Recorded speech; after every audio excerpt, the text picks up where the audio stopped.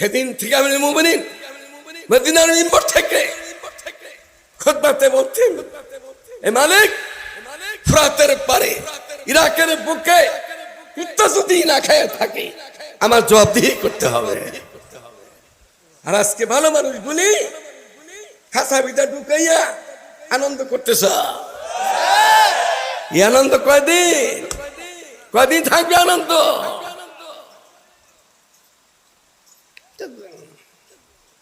ভালো ছিল না মন্দ ছিল না, কে ভালো, কোনটা মধু কোনটা মদ এইটাও ছিল না, কোনটা দুধ আর কোনটা মদ এইটাও ছিল না। সময় বেশি